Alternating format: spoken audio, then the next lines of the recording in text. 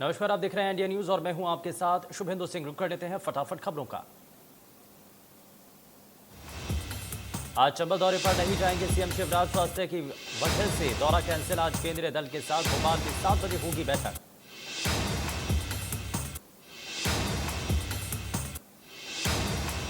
केंद्रीय मंत्री ज्योतिरादित्य सिंधिया की 3 दिन की आशीर्वाद यात्रा मंगलवार को देवास से शुरू हुई। मंगलवार सुबह करीब 10 बजे सिंधिया इंदौर पहुंचे। एयरपोर्ट पर बीजेपी ने सिंधिया का भव्य स्वागत किया। इस दौरान सिंधिया ने पीएम मोदी का आभार व्यक्त किया। उन्होंने कहा कि मैं जनता का सेवक हूं और जनता का आशीर्वाद देने आया हूं। जब भी मेरी जरूरत रहेगी मैं जनता की सेवा में हाजिर हूं।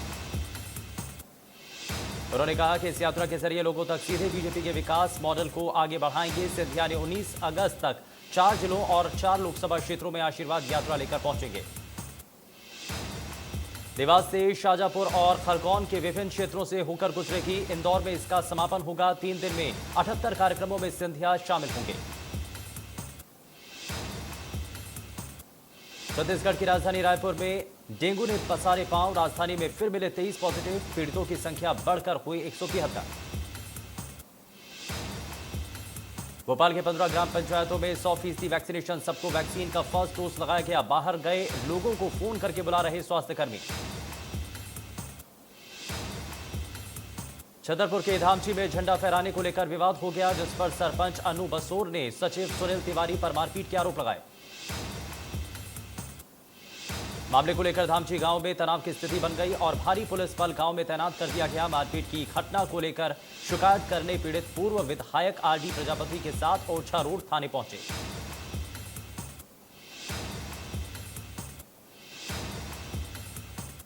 खबर विदिशा से।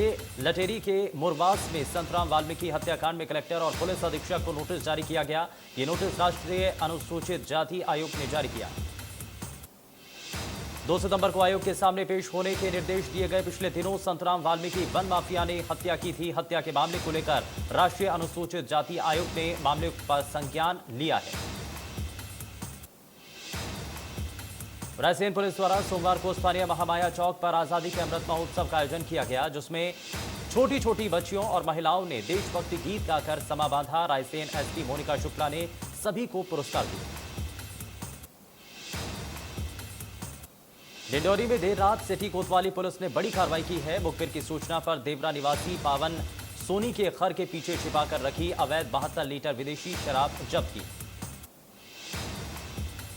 जब्त की गई शराब की कीमत करीब 60,000 रुपए बताई जा रही है। हालांकि आरोपी अंधेरा का फायदा उठाकर फरार हो गया। पुलिस मामला दर्ज कर आरोपी की तलाश में जुटी है।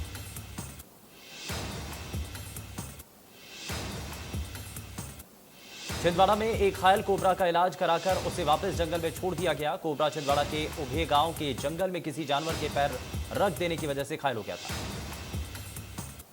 घायल अवस्था में गांव वालों को दिखा, जिसे फिर सर्प मित्र और समाज सेवी दीपक राजसेन ने रेस्क्यू कर उसका वेटनरी डॉक्टर से इलाज कराया और कोबरा को महामंत्र नमोकार मंत्र सुनकर जंगल में वापस छोड़ दिया।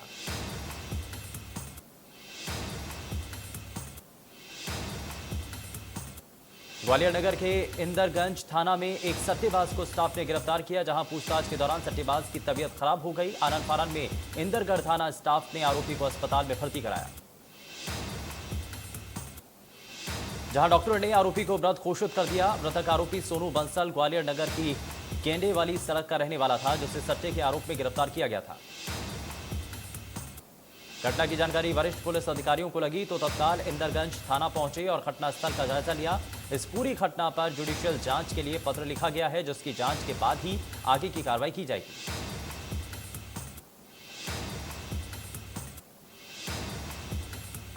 काबुल एयरपोर्ट पर सोमवार को अमेरिकी प्लेन से लटककर भागने के दौरान 7 लोगों की गिरकर मौत हो गई। वहीं अमेरिकी सैनिकों ने काबुल एयरपोर्ट पर 2 हथियारबंद लोगों को मार गिराया। इन हालातों को देखते हुए सभी सैन्य और कमर्शियल विमानों को रोका गया लेकिन 1000 से अमेरिकी सैनिकों के पहुंचने पर देर रात एयरपोर्ट फिर से खोल दिया गया। अमेरिका ने कहा है कि वो एयरपोर्ट पर अपने 6000 सैनिक तैनात करेगा ताकि नागरिकों को सुरक्षित बाहर निकाला जा सके। अफगानिस्तान के हालातों पर विदेश मंत्रालय का बयान। मंत्रालय ने कहा, अफगानिस्तान के हालातों पर बनाए हुए हैं नजर। भारतीयों की सुरक्षा है हमारी पहली प्राथमिकता। मंत्रालय ने कहा कि हम अफगानिस्तान में फंसे हिंदू और अफगानी सिखों की वतन वापसी के लिए प्रतिबद्ध हैं। लगातार इन लोगों के संपर्क में है सरकार।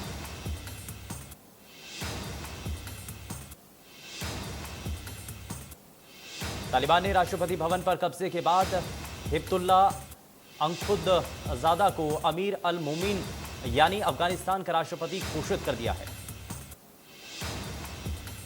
अफगानिस्तान में तालिबान का राज तय होने के बाद कई देशों ने अपने लोगों को वहां से निकालना शुरू कर दिया है। कई अफगानी नागरिक भी अपना वतन छोड़कर के भाग रहे हैं।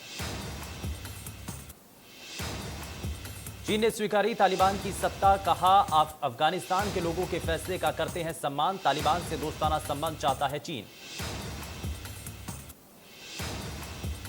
पाक पीएम ने दिल खोलकर किया पाकिस्तान का समर्थन। पीएम इमरान खान ने कहा, अफगानियों ने तोड़ी जंजीरें, अफगानिस्तान हुआ है रिहा। काबुल से 120 से ज्यादा भारतीयों को लेकर उड़ा एयरफोर्स का विमान। भारतीय दूतावास के कर्मचारियों, आईटीबीपी के जवान, कुछ मीडिया कर्मी। विमान में एयरफोर्स का C-17 विमान काबुल के लिए दिल्ली के लिए उड़ा। अफगानिस्तान के हालात पर एमएचए का फैसला। भारत में एंट्री पर इलेक्ट्रॉनिक वीजा मिलेगा। अफगान में फंसे भारतीयों के लिए स्पेशल सेल।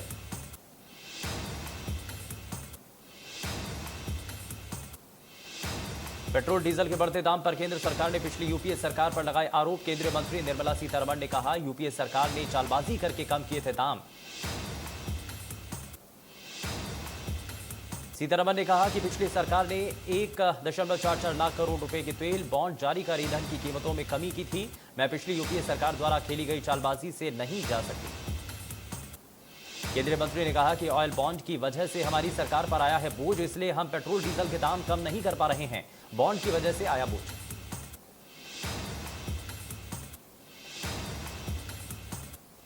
विदेश मंत्री एस जयशंकर अमेरिकी दौरे पर रहेंगे। इस दौरान 2 अहम समझौतों पर हस्ताक्षर होंगे। विदेश मंत्री एस जयशंकर भारत के यूएनएससी की अध्यक्षता के दौरान न्यूयॉर्क का दौरा करेंगे और 18 और 19 अगस्त को 2 उच्च स्तरीय हस्ताक्षर कार्यक्रमों की अध्यक्षता करेंगे।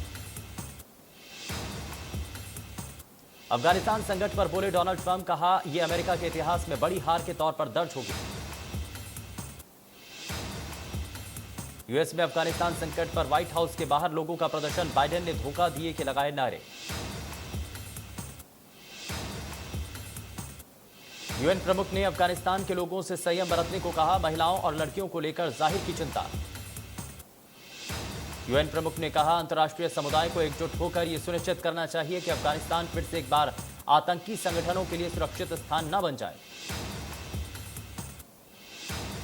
अमेरिकी राष्ट्रपति बाइडेन ने अफगान के बिगड़ते हालात का गनी पर फोड़ा ठीकरा। कहा, बिना लड़े मानी हार। अफगानिस्तान संकट के बीच अमेरिकी राष्ट्रपति जो बाइडेन ने देश को संबोधित किया। उन्होंने बताया कि अमेरिका ने किस तरह 20 साल पहले अफगानिस्तान में अल-कायदा और उसामा बिन लादेन को खत्म किया। जो बाइडेन ने इस बात का जिक्र किया कि किन हालातों में अमेरिकी सेना को वहां से लौटना पड़ा और कैसे तालिबान ने अफगानिस्तान पर कब्जा कर लिया। बाइडेन ने कहा कि अफगानिस्तान से अमेरिकी सेना वापस लाने का फैसला सही था। अफगान सेना और नेताओं ने ही बिना लड़े हथियार डाल दिए। अशरफ गनी बिना लड़े ही देश छोड़कर के भाग गए। जो बाइडेन ने कहा कि बेशक अफगानिस्तान के हालात विकट हैं, लेकिन इसके लिए जिम्मेदार अशरफ गनी हैं। वहां की बदहाली के लिए वो ही जिम्मेदार हैं और दुनिया को उनसे सवाल पूछने चाहिए। बाइडेन ने कहा कि अफगानिस्तान में अमेरिकी फौज ने बहुत जोखिम उठाया। वो अब अपने सैनिकों की जान खतरे में नहीं डाल सकते। अफगान सेना को हथियार और प्रशिक्षण दिया, लेकिन उन्होंने कुछ भी नहीं किया। प्रधानमंत्री नरेंद्र मोदी टोक्यो 2020 पैरालंपिक खेल में भाग लेने वाले भारतीय पैरा एथलीट टीम के साथ वीडियो कॉन्फ्रेंसिंग के जरिए उन्होंने बातचीत की। इन खेलों में इस बार भारत की ओर से 9 अलग अलग स्पोर्ट्स इवेंट में 54 पैरा एथलीट देश का प्रतिनिधित्व करने के लिए टोक्यो जा रहे हैं। प्रधानमंत्री के साथ साथ कार्यक्रम में खेल मंत्री अनुराग ठाकुर भी जुड़े। टोक्यो में 24 अगस्त से 5 सितंबर तक पैरालंपिक खेलों होने जा रहे हैं और भारत की ओर से इस बार इन पैरालंपिक खेलों में अब तक का सबसे बड़ा दल हिस्सा लेने जा रहा है। भारत में कल कोरोना वायरस के लिए 15,63,985 सैंपल टेस्ट किए गए। अब तक कुल 49,66,29,524 सैंपल टेस्ट किए जा चुके हैं। भारत में पिछले 24 घंटों में 25,166 नए कोविड मामले सामने आए, जो पिछले 154 दिनों में सबसे कम आंकड़ा है। सक्रिय मामले घटकर 3,69,846 रह गए। Recovery rate 97.51%। मध्य प्रदेश में 7 नए मामले सामने आए और 16 मरीज ठीक हुए, एक की मौत। अब तक राज्य में 7.92 लाख लोग संक्रमण की चपेट में आ चुके हैं। असम में पिछले 24 घंटों में कोरोना के 758 नए मामले, 1,014 डिस्चार्ज और 10 लोगों की मौत रिपोर्ट हुई। दिल्ली में पिछले 24 घंटों में कोरोना की वजह से 27 नए मामले सामने आए हैं। 73 रिकवरी हुई और कोरोना से एक भी मौत नहीं हुई। महाराष्ट्र में 4,145 लोग संक्रमित पाए गए, 5,811 लोग ठीक हुए और 100 लोगों की मौत हो गई। यहां अब तक 63.96 लाख लोग संक्रमण की चपेट में आ चुके हैं। मुंबई में कोरोना वायरस के 190 नए मामले सामने आए, 271 रिकवरी हुई और 3 लोगों की कोरोना से मौत हुई। गोवा में 62 नए मामले सामने आए हैं और कोरोना से 96 लोग ठीक हुए हैं, 5 लोगों की मौत हुई। गुजरात में 14 लोग कोरोना पॉजिटिव पाए गए, 13 मरीज ठीक हुए। यहां अब तक करीब 8.25 लाख लोग संक्रमण की चपेट में आ चुके हैं। राजस्थान में 11 लोग कोरोना संक्रमित पाए गए, इस दौरान 44 मरीज ठीक हुए। अब तक राज्य में 9.53 लाख लोग संक्रमण की चपेट में आ चुके हैं।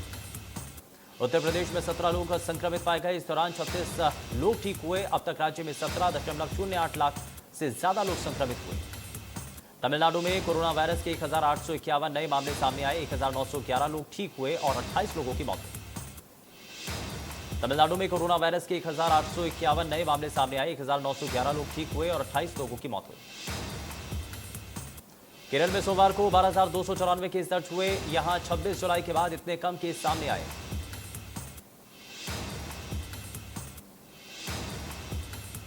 कर्नाटक में पिछले 24 घंटे में कोरोना वायरस के 1,065 नए मामले सामने आए, 1,486 लोग डिस्चार्ज हुए और 28 लोगों की मौत दर्ज हुई। देश के 8 राज्यों में पूर्ण लॉकडाउन जैसी पाबंदियां हैं। इनमें पश्चिम बंगाल, हिमाचल प्रदेश, झारखंड, ओडिशा, तमिलनाडु, मिजोरम, गोवा और पुदुचेरी शामिल है। जम्मू और पंजाब एरिया में ड्रोन का खतरा, राजस्थान एरिया में भी इसे खारिज नहीं किया जा सकता। जो गांव बॉर्डर के नजदीक है उनमें ज्यादा खतरा, ऐसे इलाकों को अलर्ट जारी किया गया। आतंकवादियों ने कुपवाड़ा के हंदवाड़ा के लंगेट इलाके में सुरक्षा बलों पर ग्रेनेड फेंका। हमले में सीआरपीएफ का एक जवान घायल हुआ। भारत ने लॉर्ड टेस्ट के 5वें दिन इंग्लैंड को 151 रन से हराया। इंग्लैंड को जीत के लिए 272 रन बनाने थे, लेकिन पूरी टीम सिर्फ 120 रन पर ऑल आउट हो गई। मोहम्मद सिराज ने पारी में 4 और मैच में 8 विकेट लिए हैं। बुमराह ने 3 विकेट झटके, ईशांत शर्मा को 2 विकेट मिले। इंग्लैंड की ओर से कप्तान रूट ने सबसे ज्यादा 33 रन बनाए। भारत की लॉर्ड्स में यह तीसरी जीत है। अक्षय कुमार की अपकमिंग फिल्म बेल बॉटम की रिलीज डेट का ऐलान किया गया। यह फिल्म 19 अगस्त को सिनेमाघरों में रिलीज होगी। यह फिल्म भारतीय अधिकारियों द्वारा किए गए एक गुप्त ऑपरेशन से संबंधित है। फिल्म में वानी कपूर, हुमा कुरैशी और लारा दत्ता भी नजर आएंगे। दीपिका पादुकोण ने शकुन बत्रा की अपकमिंग फिल्म की शूटिंग पूरी की। को स्टार्स के साथ कुछ तस्वीरें सोशल मीडिया पर शेयर की, जो खूब तेजी से वायरल हो रही हैं। फोटो में अनन्या पांडे और सिद्धांत चतुर्वेदी भी नजर आए। बॉलीवुड के भाईजान सलमान खान के चाहने वालों के लिए खुशखबरी। सलमान खान जल्द ही 15वीं बार अपने आइकॉनिक नाम प्रेम का किरदार निभाते हुए नजर आए। सलमान खान डायरेक्टर अनीस बज्मी की अपकमिंग कॉमेडी फिल्म में नजर आएंगे, जिसकी शूटिंग 2022 से शुरू हो सकती है। रितेश देशमुख जल्द ही romantic comedy film plan A plan B से तमन्ना भाटिया के साथ ओटीटी प्लेटफॉर्म पर डेब्यू करेंगे। ये फिल्म ओटीटी प्लेटफॉर्म नेटफ्लिक्स पर रिलीज होगी। रितेश ने फिल्म की कुछ फोटोज सोशल मीडिया पर शेयर की। बताया कि वो नेटफ्लिक्स के साथ डिजिटल डेब्यू को लेकर उत्साहित हैं। उन्होंने लिखा, हमारी नई film plan A plan B जल्द रिलीज होने वाली है। बॉलीवुड और साउथ फिल्मों का हिस्सा रही एक्ट्रेस निधि अग्रवाल एक बार फिर से चर्चा में हैं। सोनू सूद संग तुम तो ठहरे परदेसी गाने में मचाए धमाल। बॉलीवुड के नवाब सैफ अली खान और करीना कपूर के बेटे तैमूर अली खान की सामने आई अनदेखी तस्वीरें। करीना कपूर खान और सैफ अली खान इस समय मालदीव में एंजॉय कर रहे हैं। सैफ को बर्थडे विश करते हुए करीना ने सोशल मीडिया पर अपने दोनों बच्चों तैमूर और जे और सैफ के साथ प्यारी सी तस्वीर शेयर की।